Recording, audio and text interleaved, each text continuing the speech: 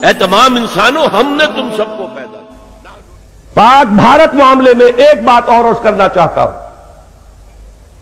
آپ میں سے بہت سے حضرات کے علم میں ہے، تقریباً 2 ماہ قبل میں ہسپانیہ گیا تھا، قرطبہ اور غرناطہ اور ہسپانیہ کے اور بہت سے شہروں کی سیر کی۔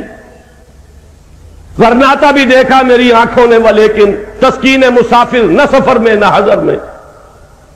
ہسپانیہ تو خون مسلمان کا امی ہے، مانند حرم پاک ہے تو میری نظر میں۔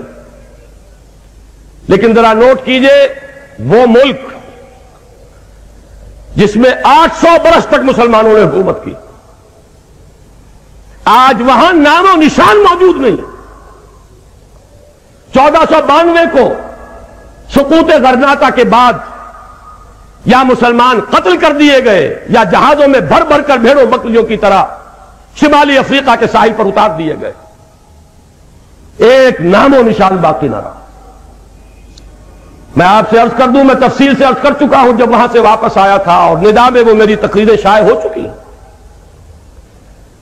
غرناطہ جس طرح ہسپانیہ میں آخری حصار تھا مسلمانوں کا، یہ بر عظیم پاک و ہند جس پر 1000 برس حکومت کی تھی، اب اس میں آخری حصار یہ پاکستان ہے۔ ہندو کو اگر کوئی ڈر ہے تو پاکستان کا ہے۔ وہ ابھی بھارتی مسلمان پر بھی آخری فیصلہ کن وار اگر نہیں کر رہا ہے تو صرف پاکستان کے خوف سے نہیں کر رہا ہے۔ ہندو کی نفسیات میں پاکستان کا یہ شمال مغربی علاقے سے سارے فاتحین آتے رہے، اس کی ایک سب کانشس مائنڈ میں ایک خوف ہے اس علاقے کا۔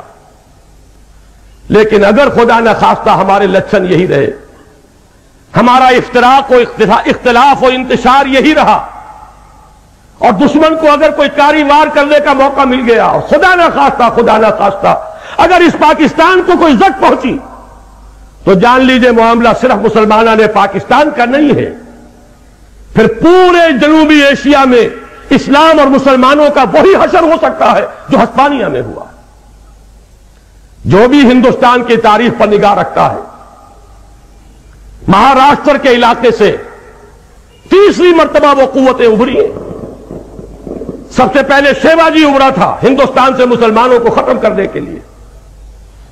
آپ کو یاد ہے 25 برس لگے تھے اورنگزیب عالمگیر کو رحمہ اللہ شیواجی کی قوت کو توڑنے کے لیے۔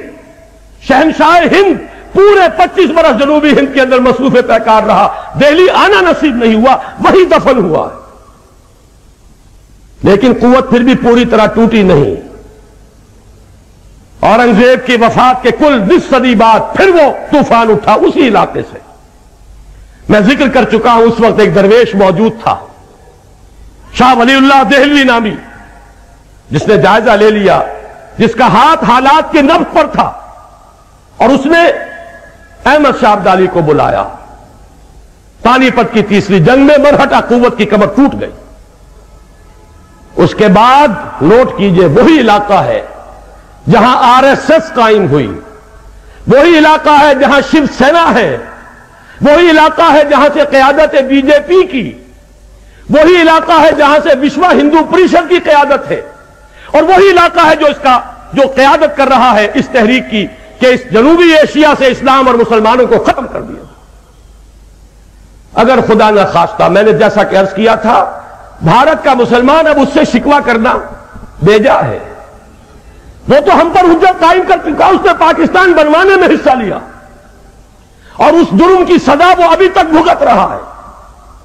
لیکن اگر ہماری انہی بدعمالیوں کے نتیجے میں خدا نہ خواستہ خاکم بدہن اس پاکستان کو کچھ ہو گیا، تو سزا صرف پاکستان کو نہیں ملے گی، ہسپانیہ کی تاریخ بر عظیم پاک و ہند میں دہرائی جائے گی۔